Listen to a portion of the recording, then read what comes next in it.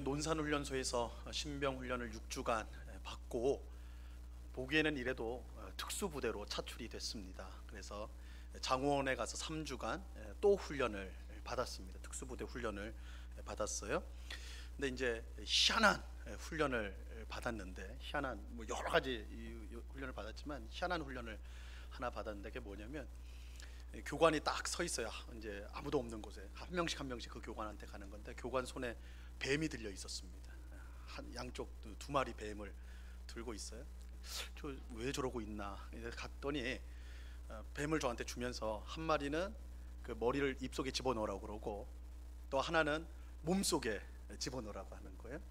그래서 뭐 군대잖아요. 뭐 해야죠. 그래서 했어요. 뱀을 입에 넣고 또 뱀을 몸속에 한 마리 집어넣고. 근데 그냥 가만히 있으면 뭐 어떻게 되겠는데, 그러지 말고 앉았다 일어났다를 계속 하라는 거예요. 그러니까 앉았다 일어났다. 그러니까 뱀이 제 몸 안에서 얘가 뭘 하나 그냥 앉았다 일어났다, 그러니까 막 안에서 이제 돌겠죠. 막 그랬어. 그래서 내가 왜 이런 훈련을 받나?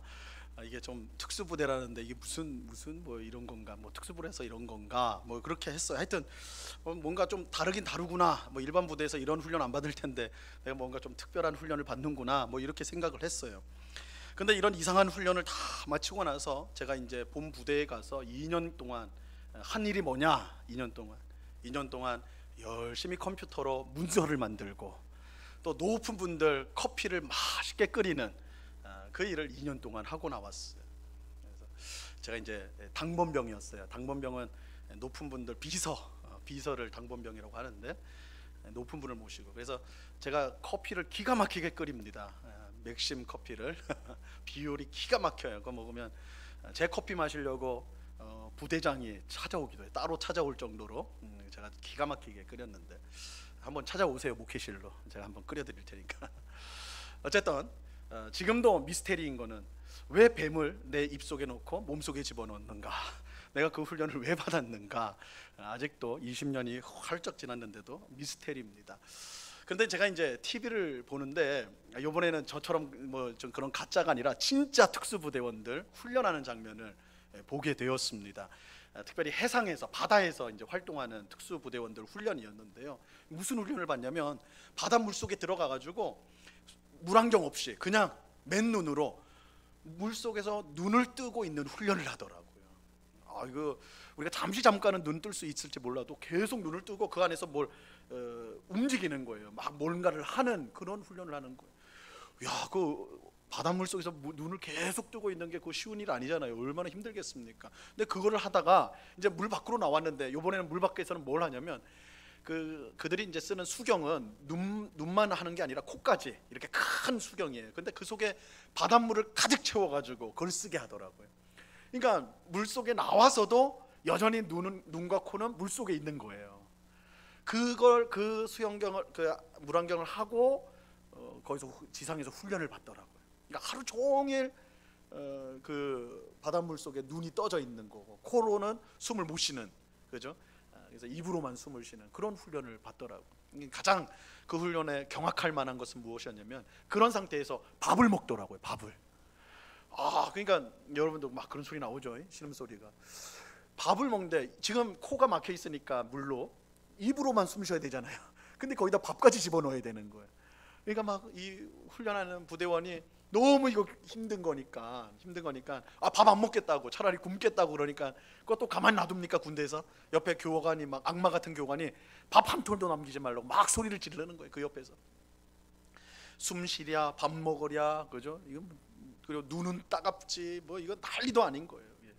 그것을 보면서 야, 진짜 참 극한의 훈련. 나는 TV로만 봐도 고통이 느껴지는 그런 극한의 훈련을 받는 걸 보았습니다. 그런데 왜 이런 고통스러운 훈련을 받는 것일까요? 왜 그런 고통스러운 훈련을 받는 것일까요? 이 방송에 나온 교관이 이 훈련의 목적을 설명해 주더라고요. 그러니까 이제 해상에서 작전을 해야 되는데, 막 긴급할 때가 되면, 긴급한 상황이 되면 이 물안경이 부서지거나 뭐 이제 파손이 잃어버리거나 이럴 때가 있다라는 거예요. 그러면 물안경 없이 작전을 펼쳐야 되는데, 물속에서, 그러면 당황하지 않고 그 속에서 차분하게 작전을 수행하기 위해서 이렇게 평소에 물 안에서, 바닷물 안에서 눈을 뜨는 눈을 뜨고 움직이는 훈련을 받게 된다는 거예요. 그래서 물 밖에서도 그런 훈련을 받는 게 그런 위급시를 위해서, 그렇게 대비하기 위해서 그런 훈련을 받는다, 이렇게 설명한 걸 들었어요. 이 보통 사람이라면 이런 경우 자기 목숨 하나도 지키기 어려울 텐데, 특수부대원들은 그런 상황 속에서도 주어진 임무를 감당해내는 거예요. 그걸 위해서 그렇게 극한의 훈련을 받는 것이죠. 이처럼 특수부대원들이 어떤 열악한 상황 속에서도 임무를 완수할 수 있는 것은 이 보통 군인이 감당할 수 없는 높은 수준의 훈련을 받기 때문입니다.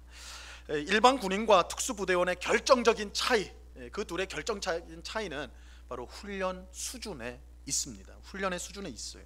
특수부대원이 일반 군인을 훨씬 능가하는 그런 능력을 가질 수 있는 것은 그만큼 높은 수준의 훈련을 받기 때문입니다. 훈련의 수준이 높을수록 강인한 군인이 만들어지는 것이죠. 그런데 여러분, 이 성경은 성도인 우리를 그리스도의 군사라고 부릅니다.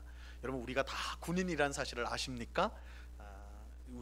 성경은 우리를 다 그리스도의 군사다, 영적인 싸움을 하는 우리는 군사다, 이렇게 성경은 우리에 대해서 말씀을 합니다. 자, 그렇다면 우리는 그리스도의 군사로서 어떤 수준의 훈련을 받아야 하는 것일까요? 다르게 질문하면, 하나님이 원하시는 군사가 되기 위해서 우리가 받아야 될 훈련의 기준은 어느 정도일까요? 사도 바울은 그 기준을 오늘 우리가 읽은 본문 뒤에 나오는 5장 1절에서, 에베소서 5장 1절에서 이렇게 밝히고 있습니다. 우리 5장 1절 말씀을 한 목소리로 다 같이 읽도록 하겠습니다. 같이 읽습니다. 시작. 그러므로 사랑을 받은 자녀같이 너희는 하나님을 본받는 자가 되고. 사도 바울은 우리가 누구를 본받아야 된다고 지금 말씀합니까? 누구를 본받아요? 하나님이요, 하나님. 자, 이걸 다르게 말하면 그리스도의 군사인 우리가 받아야 될 이 훈련의 수준, 우리가 이르러야 될 목표가 뭐라고요? 하나님입니다. 굉장히 높지요. 아니, 사실은 터무니없이 높다라고 말해야 적당할 것입니다. 우리가 어떻게 우리 같은 연약한 사람이 어떻게 하나님의 수준에 이를 수 있단 말인가, 그죠? 사람인 우리가 하나님의 수준에 이르도록 훈련을 받는다는 게 말이 된단 말인가, 이렇게 반문하는 것이, 되묻는 것이 정상일 것입니다. 하지만 이것은 성경이 명백하게 가르치는 내용입니다. 성경이 명백하게 가르치는 내용이에요. 성도가 이르러야 할 목표는 하나님이고 또 예수님입니다. 자, 마태복음 5장 48절에 보면요, 예수님께서 이렇게 말씀합니다. 그러므로 하늘에 계신 너희 아버지의 온전하심과 같이 너희도 온전하라. 예수님은 우리가 온전해야 된다고 말을 해요. 근데 그 기준이 뭐예요? 누구처럼 온전하라고요? 말하기 싫어요? 누구처럼 온전하라고요? 하나님처럼 온전하라고. 뭐예요? 우리의 기준, 표준이 뭐예요? 하나님. 성도의 표준과 기준, 성도가 이르러야 될 기준은 하나님이라는 것. 자, 또 에베소서 5장 2절 말씀해 보면 이렇게 말씀합니다. 자, 이 말씀은 같이 읽어봅니다. 시작. 그리스도께서 너희를 사랑하신 것 같이 너희도 사랑 가운데서 행하라. 그는 우리를 위하여 자신을 버리사 향기로운 제물과 희생 제물로 하나님께 드리셨느니라. 사도 바울은 우리가 어떻게 사랑해야 된다고 말합니까? 그리스도께서 우리를 사랑하신 것처럼. 우리가 이웃을 사랑해야 되는데 그 기준이 뭐예요? 예수님이 우리를 사랑한 것처럼. 기준이 예수님이에요. 그죠? 그러니까 성경이 우리 성도에게 제시하는 기준은 하나님이고 예수님이에요. 하나님과 예수님이에요. 그리스도의 군사인 우리는 하나님과 예수님에 이를 수 있는 수준의 훈련을 받아야 하는 것입니다. 이렇게 보면 성도가 된다는 것, 성도로 살아간다는 것은 결코 만만한 일이 아닙니다. 그렇죠? 성도가 된다는 것, 성도로 살아간다는 것 쉬운 일 아닙니다. 그리스도의 군사가 된다는 것은 뭐 요즘에는 없지만 방위병이나 혹은 일반 병사가 되는 정도가 아니라 뭐 이를테면 특수부대원 중에 특수부대원이 되는 것이라 할 수가 있어요. 하지만 이렇게 말씀드리면 나는 하나님이 원하시는 수준의 성도가 되기는 틀렸구나, 이렇게 생각하는 분들이 많을 것입니다. 사실이 그래요. 기준만 놓고 보면 우리 중 이 기준을 만족시킬 수 있는 사람은 아무도 없습니다. 그러나 여기서 이제 중요한 우리가 꼭 기억해야 될 사실은 이것입니다. 우리를 향한 하나님의 기준이 그만큼 높다라는 거예요. 여러분, 우리가 이것을 분명히 알아야 됩니다. 하나님이 우리에게 요구하시는 기준이 높다라는 거예요. 우리는 하나님의 은혜를 너무 강조한 나머지, 그죠? 우리 개신교, 특별히 우리 장로교에서는 하나님의 주권, 하나님의 은혜를 너무너무 강조해요. 근데 맞죠? 성경이 강조니까. 근데 너무 강조하다 보니까, 은혜를 강조하고 주권을 강조하다 보니까 뭐가 빠져버려요? 우리가 할 일이 빠져버려요. 그래서 우리가 마음대로 살아도 하나님의 은혜, 하나님이 결국은 우리를 구원하시겠지, 하나님이 다 하시겠지, 이렇게 하면서 우리가 못하는 것을, 우리가 하지 않는 것을, 그것을 하나님의 은혜를 핑계로 댈 때가 많다라는 거예요. 그래서 한없이 그 기준을 낮춰요. 우리를 향한 하나님의 기준을 낮춰버립니다. 낮춰버리고는 우리가 엉망으로 사는 것을 하나님의 은혜를 핑계할 때가 많다라는 거예요. 여러분, 우리나라 군대는, 오늘 군대 얘기를 많이 하는데, 군대는 나이가 되면 무조건 가야 돼요. 의무적으로, 그죠? 의무 복무이기 때문에 의무적으로 가야 됩니다. 사실은 20대 초반이 공부할 나이고 또 왕성하게 일할 나이고 뭔가를 할 나이인데, 그때 딱 나이에 붙잡혀가지고 군대에 들어간다는 거, 물론 원해가지고 정말 사명감에 가는 그런 젊은이도 없는 건 아니지만, 많은 젊은이들이 사실은 끌려간다라고 해야지 맞겠지요. 그러니까 어떻게 한편으로 보면 참 안쓰럽습니다. 군대 가는 거 참으로 안쓰럽죠. 그런데 만약 지휘관이요, 군대 지휘관이 그런 생각을 갖고 있는 거예요. 야, 얘들 억지로 끌려와가지고 이렇게 고생하는구나, 참 불쌍하다, 이런 생각을 가져가지고 병사가 지휘관님, 저 오늘 너무 엄마가 보고 싶습니다. 너무 집에 가가지고 엄마가 끓여준 된장찌개가 먹고 싶습니다, 이렇게 말을 할 때 지휘관이 얘 불쌍한 애니까 그래, 그러면 집에 갔다 와, 빨리 갔다 와서 가가지고 충분히 쉬다가 오고 싶을 때 다시 와. 이렇게 말한다고 생각해보세요. 훈련을 지금 열심히 하고 있는데 힘이 든 거야. 힘이 들어서 지휘관에게 저 너무 힘들어가지고 못하겠어요. 그러니까 지휘관이, 그렇지, 너 너무 힘들지, 쉬어. 충분히 쉬다가 힘이 좀 난다 생각하면 그때 와. 그때 우리 훈련하자. 총을 쏘는데요, 여러분, 총 쏘는 거는, 저도 군대 가서 총 쏴봤지만 엄청 소리가 크거든요. 빵빵 합니다. 그러니까 이거 멍해져요. 그러니까 처음 총 쏘아보고는 이거 좀 못하겠는데요. 그래? 너 총 쏘지 말고 그냥 컴퓨터 게임으로 총 쏴. 거기서도 사람 맞출 수 있으니까 컴퓨터 게임 해. 만약에 이런 지휘관이 있다면, 여러분, 그 지휘관이 있는 그 군대로 이 나라를 지킬 수 있을까요? 지킬 수 있겠습니까? 안 되겠죠. 그런 지휘관이 있는 군대, 또한 그런 지휘관 아래에 있는 군인들, 그래서 나라를 지키는커녕 그 군대 자체가 제대로 서 있을 수가 없을 거예요. 유지가 안 될 거예요. 훈련의 기준을 낮추면 형편없는 군인과 군대가 될 수밖에 없어요. 이거 당연한 거죠. 마찬가지로 신앙의 기준을 낮추면 형편없는 신자와 형편없는 교회가 될 수밖에 없는 거예요. 신앙의 수준을 낮추면, 그죠?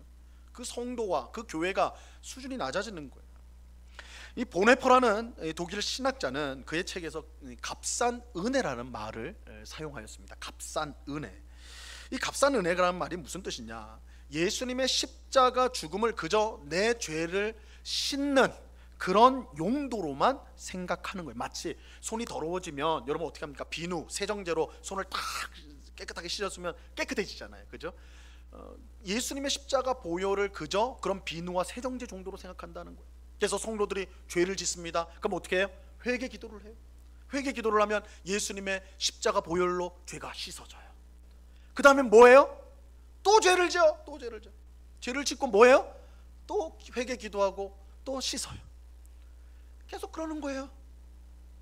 어차피 죄를 져도 회개하면 십자가 보혈이 있으니까 씻어주면 그만 아니냐. 그래서 어떻게 해요? 죄에 대해서 용감해지는 거예요. 죄를 마음대로 져요. 그러니까 회개가 있지만 삶의 변화가 없어요. 하나님의 사죄의 은총을 받지만 하나님을 더 사랑하지는 않아요. 이게 값싼 은혜. 예수님의 십자가 그 보혈을 그저 나를 위해서만, 내 죄책감을 없애는 그 정도로만 사용하는 것, 이거를 값싼 은혜라고 그래요. 값싼 은혜는 교회를 무너뜨리는 치명적인 바이러스예요. 값싼 은혜 바이러스에 감염된 성도와 교회는 세상 사람들과 똑같이 살면서도 입으로는 뭐라고 그래요? 내가 구원받은 자다, 내가 하나님의 백성이다, 이렇게 주장을 해요. 이 값싼 은혜 바이러스에 걸린 사람들은 그래요. 신앙의 수준을 한없이 내려가지고 세상 사람하고 똑같이 살아요. 똑같은 말을 하고 똑같은 행동을 해요. 그러면서도 나는 하나님의 자녀다, 나는 구원받은 사람이다, 나는 천국에 간다, 이렇게 말을만 한단 말이에요. 우리는 신앙의 기준을 낮추는 이 값싼 은혜 바이러스를 경계해야 돼요. 우리는 하나님과 예수님이 신앙생활의 기준이 된다는 것을 놓쳐서는 안 됩니다. 성경은 우리에게 하나님을 본받으라고 분명하게 말씀합니다. 성경은 우리에게 예수님을 본받으라고 말씀합니다. 이게 성경이 우리의 제시하는 기준이에요. 표준이에요. 하나님과 예수님이 우리의 표준이고 기준이에요. 하나님과 예수님이 우리 신앙의 기준이므로 우리가 따라가고 본받아야 될 분은 하나님과 예수님밖에 없는 것입니다. 우리는 기준을 낮추려고 해서는 안 되고 성경이 제시하는 기준에 이를 수 있도록 하나님의 은혜와 도움을 구해야 되는 거예요. 하나님이 우리의 기준이다, 예수님이 우리의 기준이다, 이렇게 말하면 우리는 못해요. 좀 더 낮춰주세요. 이렇게 하기 쉬운데, 그렇게 그거를 뒤집어 가지고 그렇게 제시된 기준이 있다면 우리가 거기에 이르도록 하나님의 도우심과 은혜를 구하는 자들이 되는 것이 맞다라는 것. 기준을 끌어내릴 것이 아니라 우리가 거기에 이르도록, 하나님이 우리에게 주신 기준이니까 거기에 이르도록 하나님의 도우심과 은혜를 구하는 것이 성도의 마땅한 모습이라는 것이죠. 분명한 사실은 하나님께서 우리에게 이루지 못할 목표를 주시고 거기에 대한 책임을 물으시는 분이 아니라는 것입니다. 하나님은 우리 힘으로 하나님과 예수님을 본받을 수 없다는 사실을 잘 알고 있어요. 그래서 하나님은 우리에게 성령님을 주셨습니다. 예수님을 믿는 우리 모든 성도의 마음에는 성령 하나님이 임재해 계세요. 성령 하나님이 우리와 함께 계세요. 그 성령 하나님께서 날마다 우리의 마음을 새롭게 해주시고 하나님과 예수님을 본받는 데 이를 수 있도록 우리를 인도하여 주십니다. 성령께서 우리를 그렇게 이끌어 주세요. 성령님께서 이끌어 주세요. 또 하나님은 성령뿐만 아니라 우리에게 말씀과 기도를 통해 매 시간 은혜를 베풀어 주십니다. 말씀과 기도를 통해 은혜를 베푸세요. 그 은혜를 힘입어서 우리는 예수님과 하나님을 본받게 되는 것입니다. 하나님은 성령님을 통해, 말씀과 기도를 통해 우리가 하나님과 예수님을 본받을 수 있도록 필요한 은혜와 힘을 공급하여 주십니다. 그러므로 우리는 기준을 낮추려고 하지 말고 하나님이 주시는 은혜와 힘을 구하며 그 기준에 이르도록 우리는 힘쓰고 애써야 하는 것입니다. 이것이 받은 구원에 합당한 삶이고 하나님 자녀처럼 사는 것이요, 하나님을 본받는 사람의 모습인 것입니다. 자, 오늘 우리가 읽은 본문은요, 하나님을 본받는 사람이 되기 위해 해야 될 일이 무엇인지를 구체적으로 가르쳐 주고 있습니다. 그러니까 오늘 말씀을 단순히 도덕적이고 윤리적인 말씀으로 볼 것이 아니라 우리의 기준이 하나님을 본받는 것인데, 그 본받는다고 할 때 그 구체적 내용들이 뭐냐, 우리가 가지고 있어야 될 모습이 무엇이냐를 가르쳐 주는 것이다. 그 관점에서 오늘 말씀을 보아야 하는 것입니다. 자, 오늘 말씀은 원래 25절부터 32절까지 전체인데 그 전체 말씀을 두 부분으로 나누어서 우리가 이제 살펴보겠습니다. 오늘은 25절로 28절까지고 다음 주일에는 29절로 32절까지 나누어서 보도록 하겠습니다. 자, 우리가 오늘 말씀에 세 가지를 보고자 하는데요. 첫째는 거짓말을 버리고 참된 것을 말하는 것, 이것이 하나님을 본받는 사람의 모습입니다. 자, 25절 말씀을 다 같이 보도록 하겠습니다. 25절을 다 같이 읽습니다. 시작. 그런즉 거짓을 버리고 각각 그 이웃과 더불어 참된 것을 말하라. 이는 우리가 서로 지체가 됨이라. 하나님을 본받는 성도가 되기 위해 무엇보다 우리는 먼저 거짓말을 버려야 합니다. 거짓말을 해서는 안 돼요. 성도가 거짓말을 해서는 안 되는 이유는 하나님이 진리의 하나님이시기 때문입니다. 하나님이 진리의 하나님이세요. 시편 31편 5절 말씀에 보면요, 이렇게 말씀합니다. 내가 나의 영을 내 주의 손에 부탁하나이다. 진리의 하나님 여호와여 나를 속량하셨나이다. 하나님은 어떤 하나님이세요? 진리의 하나님이세요. 진리의 하나님. 하나님을 진리의 하나님이라고 할 때 이 진리는 여러분들 우리가 기도 끝날 때 예수님의 이름으로 기도합니다 한 다음에 뭐 하죠? 끝에 아멘 하죠. 아멘. 그죠? 아멘. 이 아멘이라는 말은 원래 에메트라는 말에서 유래가 되는 건데, 에메트가 진리예요, 진리. 그래서 아멘이란 말은 참으로 그렇습니다, 맞습니다, 이것을 아주 강하게 확신하는 말이에요. 그래서 우리가 지금 하나님의 약속, 하나님의 은혜를 기대어서 이렇게 기도하였습니다. 하나님의 약속은 틀림없습니다, 참으로 그렇습니다, 이 고백을 가지고 아멘을 하는 거예요. 우리가 설교 시간에 하나님의 말씀을 들을 때도 아멘으로 하답하는 것은 그것이 주님의 말씀입니다. 주님의 우리를 향한 약속이 틀림없습니다 라는 의미로 아멘을 하는 것이죠. 그래서 진리의 하나님이라는 것은 하나님 자신이 거짓이 전혀 없는 참이고 확실한 분이다라는 것을 말을 하는 것이에요. 그렇기 때문에 그 진리의 하나님을 본받는 성도는 거짓말을 해서는 안 되는 것이죠. 그런데 거짓말만 안 하는 것으로 그쳐서는 안 됩니다. 하나님을 본받는 성도는 한 걸음 더 나아가야 되는데 언제나 참된 말을 해야 합니다. 참된 말을 해요.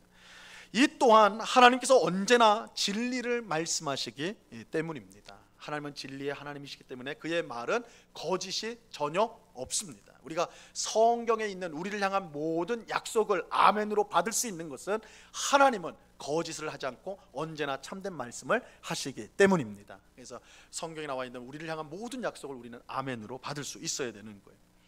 그런데 사도 바울은 성도가 거짓말을 하지 말고 참된 말을 해야 되는데 그 대상이 누구인지를 구체적으로 밝히고 있어요. 물론 우리 성도는 모든 사람 가릴 것 없이 당연히 거짓말을 하지 말고 참된 말을 해야 됩니다. 그러나 특히 누구에게 그렇게 해야 되는가? 함께 교회를 섬기고 있는 성도에게 그렇게 해야 됩니다. 25절에 보면 이웃과 더불어 참된 것을 말하라 이렇게 말하면서 이는 우리가 서로 지체가 되었다 이렇게 말하고 있어요. 그러니까 그냥 이웃이 아니에요. 우리가 지체가 된 이웃, 결국 누구예요? 교회 안에 있는 성도를 말하는 거예요. 교회 안에 있는 성도. 우리는 무엇보다 교회 안에서 성도끼리 거짓말을 해서는 안 됩니다. 성도끼리 거짓말을 해서는 안 되고 언제나 바른 말을 해야 됩니다. 언제나 바른 말을 해야 됩니다. 이것이 중요한 이유는 그래야 교회가 온전히 설 수 있기 때문에, 교회가 온전히 복음을 전할 수 있기 때문입니다. 여러분, 무신분립이라는 말 많이 들어보셨을 거예요. 무신분립. 이 정치인들이 많이 하는 말이죠. 무신분립. 믿음이 없으면 설 수가 없다. 이거 공자님 하신 말씀인데, 믿음이 없으면, 서로에게 신뢰가 없으면 가정이든 기업이든 나라든 설 수가 없다라는 거예요. 이거 당연한 거죠. 서로를 믿지 못하는데 어떻게 공동체가 이루어질 수 있겠습니까? 이거는 세상 사람들도 다 아는 상식이에요. 하물며 교회는, 진리의 하나님을 섬기는 교회는 더욱더 그렇습니다. 성도 간에 서로 거짓말을 하면 서로를 믿을 수가 없어요. 서로를 믿지 못한다면 교회는 제대로 설 수가 없습니다. 그러면 교회는 진리의 복음을 전해야 되는 곳인데 서로 거짓말을 하는 사람들끼리 모여있는 교회에서 어떻게 진리의 복음을 전할 수가 있겠습니까? 말이 안 되는 거죠. 말이 안 되는 것이죠. 그래서 우리 성도는 무엇보다 먼저 교회 안에서 우리가 거짓을 다 버려야 돼요. 거짓말을 버려야 돼요.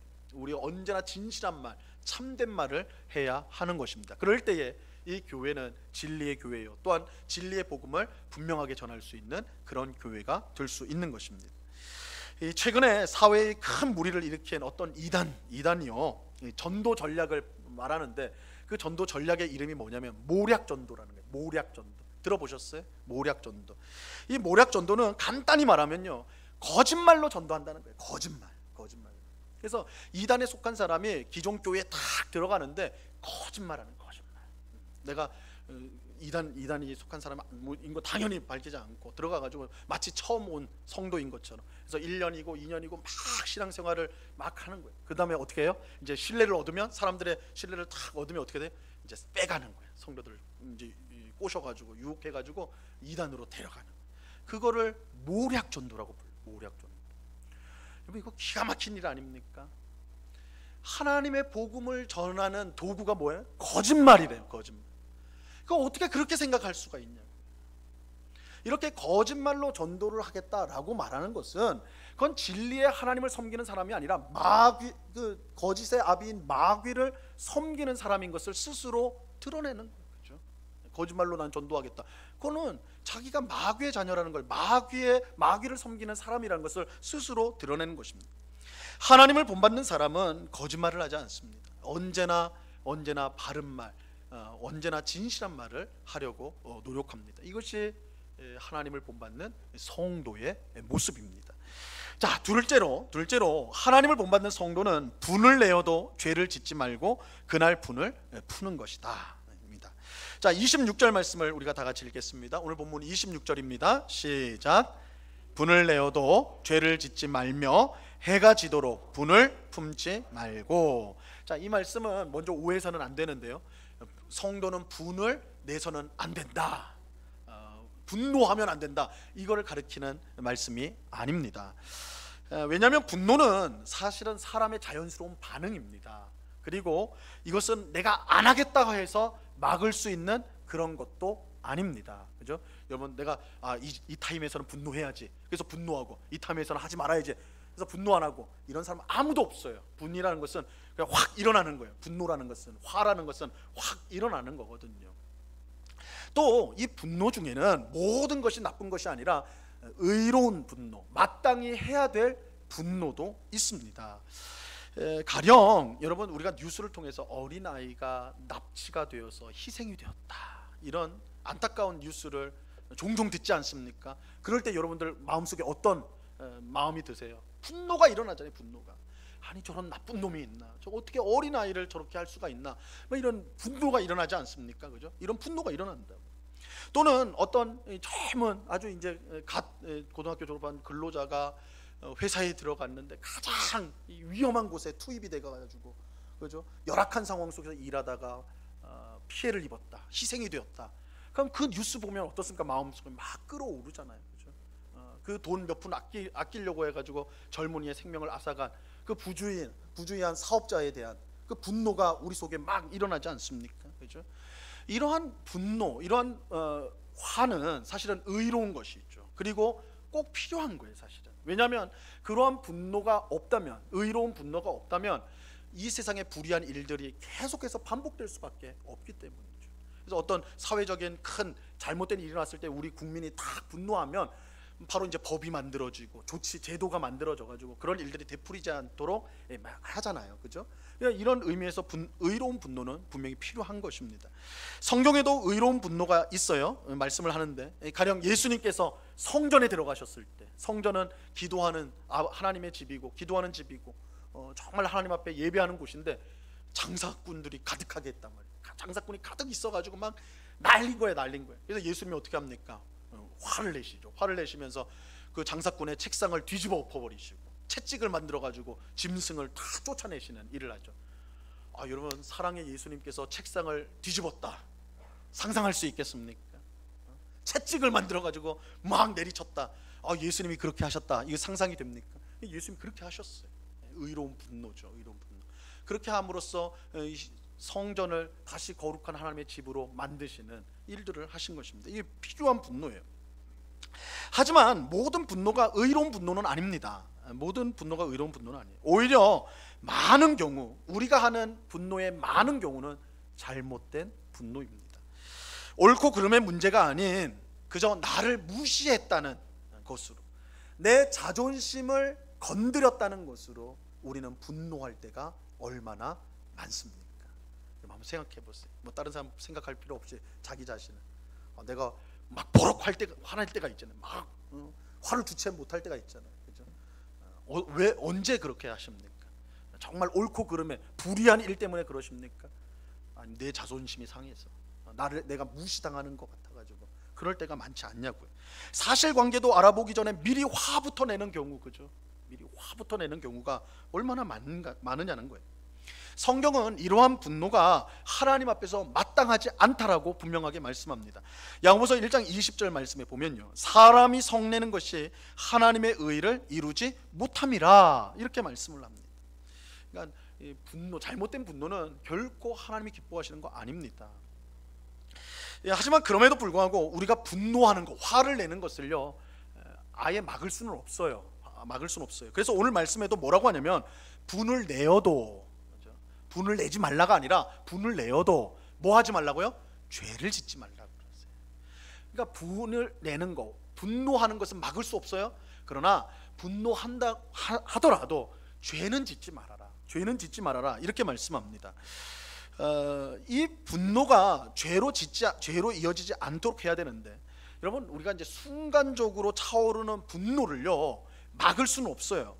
그러나 그 분노로 인해서 악한 말을 하고 욕설을 하고 또한 폭력적인 행위를 하는 것, 이것은 막을 수가 있습니다. 그러니까 화는 막을 수 없지만, 그 분노는 막을 수 없지만, 그 분노에 이어져서 나오는 그런 악한 말, 악한 행동은 우리가 막을 수가 있다라는 거예요. 그럼 어떻게 그 막을 수가 있는가? 사도 바울은 오늘 말씀합니다. 해가 지도록 분을 품지 말라, 이렇게 말씀을 하세요. 분노를 마음에 오래 품지 말고, 분노가 생기거든 그걸 하여튼 빨리 풀어버려야 된다는 거예요. 하여튼 빨리 풀어야 된다는 거예요. 분노를 빨리 풀면 그것으로 인해서 이어지는 죄를 막을 수가 있다라는 것입니다. 여러분, 우리는 어리석게도 분노할 때요, 여러분, 화를 확 낼 때에 내가 지금 왜 분노하고 있는가, 이 분노하는 이유보다 내가 지금 분노하고 있는 이 상태, 이 감정에 집중할 때가 많습니다. 그러니까 여러분 한번 생각을 해보세요. 여러분 막 분노, 막 화를 낼 때 내가 지금 왜 화를 내고 있지, 이렇게 생각하시는 분들 거의 없을 거예요. 만약에 그러면 분노는 확 풀려질 수 있습니다. 근데 우리 대부분은요, 내가 분노하고 있다는 이 감정, 그 상태에 더 집중을 해요. 그래서 내가 이제 너 나를 건드려, 잠자는 뭐 사자의 코트를 뽑아, 너 어떻게 되나, 내가 보여주겠어. 계속 자신의 분노한 감정에 주목을 해요. 그러니까 이것은 마음에 있는 분노에 기름을 붓는 것과 같습니다. 분노가 계속해서 커지는 거죠. 분노하는 감정에 집중하면 집중할수록 분노는 더 커지게 돼 있어요. 그렇게 내가 왜 지금 분노하는가 냉정하게 물어볼 수 있어야 합니다. 하지만 이것이 말처럼 쉽지 않지요. 하지만 그렇다고 방법이 없는 것은 아닙니다. 이 분노를 빨리 푸는, 자신이 왜 분노하는가를 살펴보게 하는 그런 도움을 주는 것이 있는데, 디모데전서 2장 8절 말씀에 이렇게 말씀합니다. 우리 같이 한번 이 말씀 읽어볼까요? 시작. 그러므로 각 처에서 남자들이 분노와 다툼이 없이 거룩한 손을 들어 기도하기를 원하노라. 자, 이 말씀에서 우리는 주목할 것은 이 남자의 분노에 대해서 말하면서 그 뒤에 그 남자는 분노를 버리고 뭘 하라고 명령을 하고 있어요? 기도하라고 그랬어요. 기도하라. 그래서 우리는 분노와 기도가 연결되는 것을 여기서 보게 되는데, 여러분, 분노를 빨리 푸는, 우리가 이 갑자기 생겨버린 이 분노를 가장 빨리 푸는 방법, 길은 바로 기도하는 데 있습니다. 마음속의 분노가 폭풍처럼 휘몰아칠지라도요, 우리가 하나님 앞에 무릎을 꿇고 기도하면 그 휘몰아치던 분노가 잠잠하게 되는 것을 경험하실 수가 있습니다. 기도는 우리의 눈을 분노의 감정이 아닌 왜 우리가 분노하고 있는지를 보게 해 줍니다. 여러분, 우리가 기도할 때 내가 왜 분노를 하고 있는가, 그것에 초점이 옮겨지는 것을 경험하게 돼. 또 하나님께서 기도하는 우리의 마음을 부드럽게 변화시켜 주세요. 이 기도가 우리에게 은혜인 것은 이유예요. 기도할 때 하나님이 분노한 사나워진 우리의 마음을 부드럽게 만들어 주세요. 그리고 우리가 보지 못했던 것을 보게 하시고 깨닫도록 만들어 주십니다. 우리가 보통 하는 분노는 자그마한 일을 크게 보기 때문에 그래요.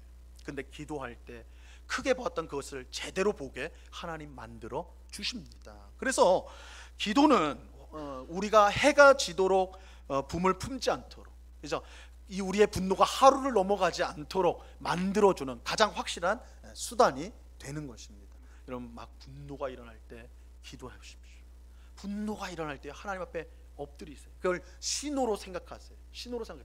우리 자주 화내시는 분들이, 버럭버럭 하시는 분들이 있잖아요. 신호로 여기세요. 기도해야 되는구나. 기도의 시간이구나. 그렇게 할 때에 우리가 올라온 이 분노를 재빨리 풀어볼 수가 있는 것입니다.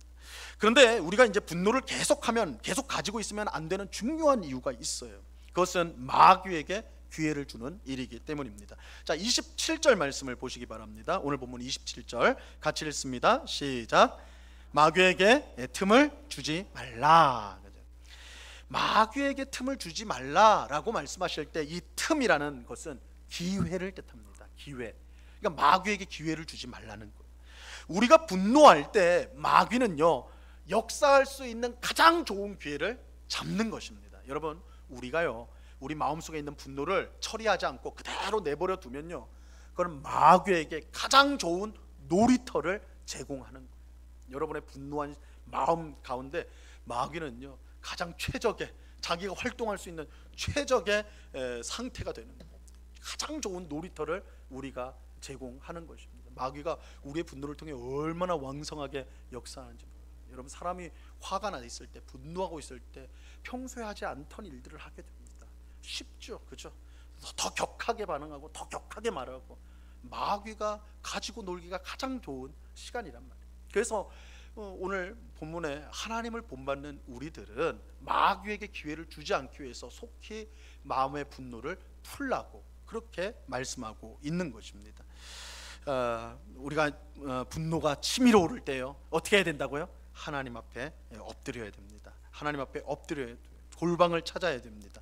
그럴 때 우리는 분노에서 속히 자유롭게 되고, 또한 마귀에게 기회를 주지 않을 수가 있는 것입니다. 자, 이것이 하나님을 본받는 성도의 모습입니다. 자, 세 번째입니다. 세 번째, 도둑질하지 말고 가난한 사람을 돕는 것이 하나님을 본받는 자의 모습입니다. 자, 28절 말씀을 보시기 바랍니다. 28절 우리 다 같이 이 말씀 같이 읽습니다. 시작. 도둑질하는 자는 다시 도둑질하지 말고 돌이켜 가난한 자에게 구제할 수 있도록 자기 손으로 수고하여 선한 일을 하라.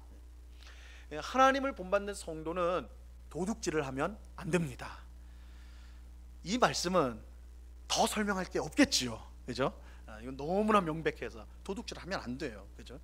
다만 도둑질만 안 하면 된다라고 하지 않으시고, 오늘 말씀은 한 걸음 더 나갑니다. 하나님을 본받는 자는, 성도는 어떻게 해야 되는가? 도둑질하면 안 되고요, 성도는 가난한 자에게 구제할 수 있도록, 가난한 성도나 가난한 이웃을 도울 수 있도록 자기 손으로 수고하여 선한 일을 해야 하는 것입니다. 즉, 성도는, 하나님을 본받는 성도는 남의 것을 빼앗는 자가 되어서는 안 되고, 오히려 자신의 것을 나누는 사람이 되어야 하는 것입니다. 자, 이것은 우리가 그렇게 해야 되는 이유는 하나님이 그런 분이시기 때문입니다. 야고보서 1장 17절의 말씀에 보면요, 하나님이 어떤 분이신가를 이렇게 말씀합니다. 같이 이 말씀을 읽습니다. 시작. 온갖 좋은 은사와 온전한 선물이 다 위로부터 빛들의 아버지께로부터 내려오나니 그는 변함도 없으시고 회전하는 그림자도 없으시니라. 하나님은 우리에게 모든 좋은 것을 아낌없이 주시는 풍성한 하나님이세요. 그죠? 모든 좋은 은사와 모든 좋은 선물이 다 어디로부터 온다고요? 하나님께로부터 온다. 여러분, 하나님은 풍성한 하나님이세요. 구하는 자에게 인색하신 분이 아니세요. 뭐든지 다 베풀어 주시는 풍성한 하나님, 그것이 우리가 믿는 하나님이에요. 하나님이 이처럼 풍성하다는 가장 분명한 증거는요, 바로 우리와 이 세상이에요. 우리와 이 세상이 하나님이 풍성하다는 가장 분명한 증거입니다. 여러분, 사실 하나님은 이 세상을 창조할, 우리를 만들 필요가 전혀 없습니다. 왜냐하면 하나님 스스로 풍성한 분이시기 때문에 그래요. 하나님으로부터 충만해요. 그러니까 더 세상을 만들거나 사람을 만들 이유가 전혀 없으셨어요. 그런데 그럼에도 불구하고 하나님께서 우리 사람과 세상을 창조하셨습니다. 그 이유가 뭐예요? 자신의 풍성함을 나눠주기 위해서예요. 그러니까 하나님의 풍성함은 자신의 것으로 가둬둘 수 없을 정도로, 그것을 반드시 나눠야 될 정도로, 흘려보내야 될 정도로 풍성하세요. 하나님은 풍성하신 분이에요. 그런데 이처럼 풍성하신 하나님은 고아와 과부처럼 혼자 힘으로 살기 어려운 사람들의 아버지가 되셔서 그들을 보호해 주시는 긍휼의 하나님이시고, 하나님은 풍성한 하나님이시고 동시에 긍휼의 하나님이세요. 우리 구약 성경에 보면 하나님은 자신을 고아와 과부의 아버지다 이렇게 밝히세요. 어려운 사람들을 그냥 볼 수 없으시는 분, 긍휼의 하나님, 사랑의 하나님이세요. 그렇게 하나님을 본받는 성도가 가난한 사람을 돕는 것, 구제하는 것은요 너무나 당연한 일이에요. 여러분, 성도가 어려운 사람을 돕는 것은요 특별한 선행이 아닙니다. 정말 누구도 하지 못하는 그런 대단한 일을 하는 거, 그런 거 아닙니다. 하나님을 본받은 성도라면 당연히 해야 되는 일입니다. 하나님이 나누시는 분이기 때문에, 하나님이 어려운 사람들을 돕는 분이시기 때문에 그를 본받는다면 우리 또한 나누고 돕는 일을 해야 마땅하다라는 거예요. 마땅하다라는 거예요. 하나님을 본받는 성도는 다른 사람의 것을 도둑질하지 않을 뿐만 아니라 오히려 가난한 사람을 돕기 위해 힘써서 일해야 하는 것입니다. 우리가 믿는 하나님이 바로 그런 하나님이시기 때문입니다.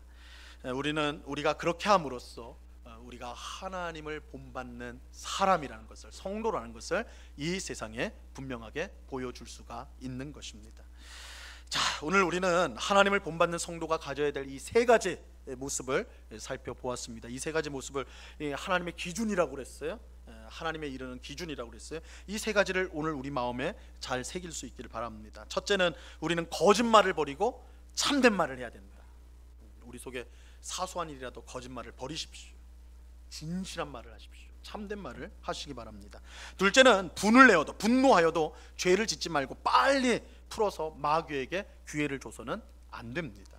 셋째는 도둑질하지 말고 오히려 가난한 사람을 위해, 어려운 사람을 돕기 위해 우리는 최선을 다해서 일해야 하는 것입니다.